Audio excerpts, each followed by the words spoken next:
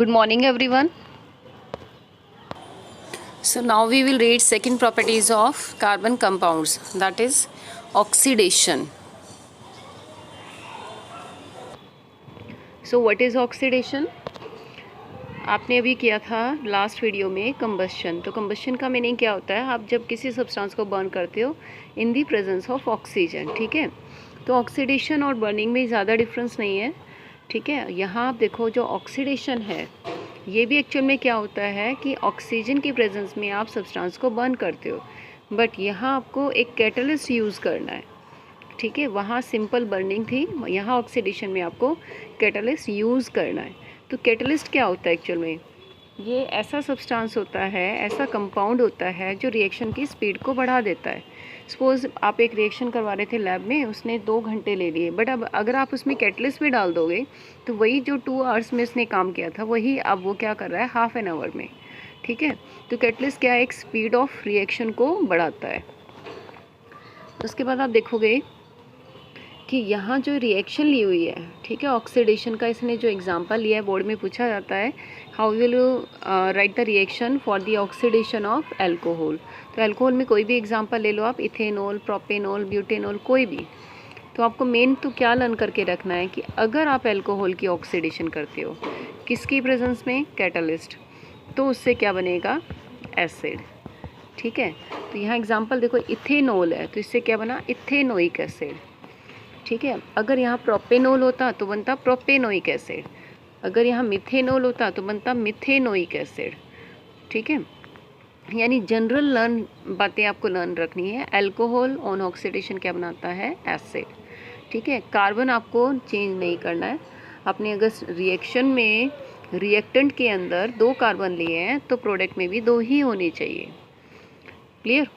तो अब आप देख लो यहाँ क्या लिखा है, carbon compounds like alcohol are oxidise to carboxylic acid. Alcohol किस में ऑक्सीडाइज होगा, कार्बोक्सिलिक एसिड.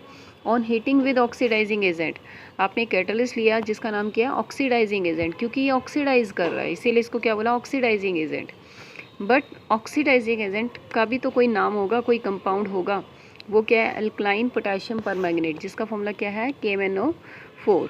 ठीक है, अगर आप यहाँ जो ये लिखा है KMnO4, एक्चुअल में ये इस तरह से है, M कैपिटल है, N छोटा है, O बड़ा है और फिर 4 है. ठीक है, यहाँ छोटी सी मिस्टेक हो रखी है टाइपिंग में. तो यहाँ आप क्या बोलोगे, KMnO4 क्या है, पोटेशियम परमैंगनेट.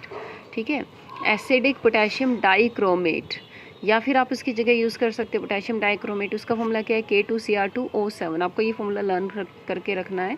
इन दोनों में से कोई एक आपको यूज़ करना है एज ए ऑक्सीडाइजिंग एजेंट. ठीक है, तो अब देख लो, एल्कोहल ऑन ऑक्सीडेशन, यानी ऑक्सीडेशन करवाई किसकी प्रेजेंस में, बट K2Cr2O7 किस में बदल गया, इथेनोइक एसिड.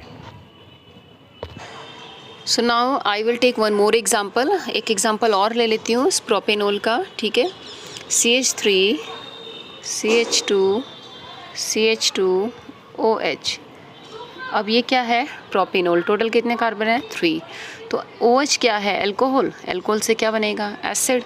तो यहाँ लिखा मैंने CH3 CH2 COOH. आपको ध्यान क्या रखना है कि यहाँ टोटल कितने कार्बन है, 3. तो यहाँ भी कितने होने चाहिए, टोटल 3. 3 को 3 में चेंज करोगे, 4 को 4 में. ठीक है, 5 को 5 में. एल्कोहल किस में जाएगा, एसिड में. ऑक्सीडाइजिंग एजेंट आपको यूज़ करना है, इस एरो के ऊपर लिखना है. और वो क्या यूज़ करोगे, K2Cr2O7. आपसे पूछा जाए, क्वेश्चन आता है कि which oxidising agent we can use for the oxidation of alcohol to acid. तो आपको क्या लिखना पड़ेगा, पोटेशियम डाइक्रोमेट. और क्वेश्चन इस तरह से भी आ सकता है, can we use KMnO4 as a oxidising agent, alkaline KMnO4. तो ये भी आंसर ठीक है. क्यों, KMnO4 और पोटेशियम डाइक्रोमेट दोनों ही ऑक्सीडाइजिंग एजेंट है जो एल्कोहल को किस में कन्वर्ट कर देते हैं, एसिड में. क्लियर? तो क्वेश्चन किस तरह से आता है, how you will oxidise alcohol to acid. ठीक है, एल्कोहल टू एसिड. दूसरा आता है कि नेम द ऑक्सीडाइजिंग एजेंट। तो ऑक्सीडाइजिंग एजेंट का नाम क्या है? Potassium dichromate and potassium permanganate. तो आपको फॉर्मूला भी लर्न करना है और जनरल ट्रिक भी लर्न करनी है। Clear? So do up to this. Thank you.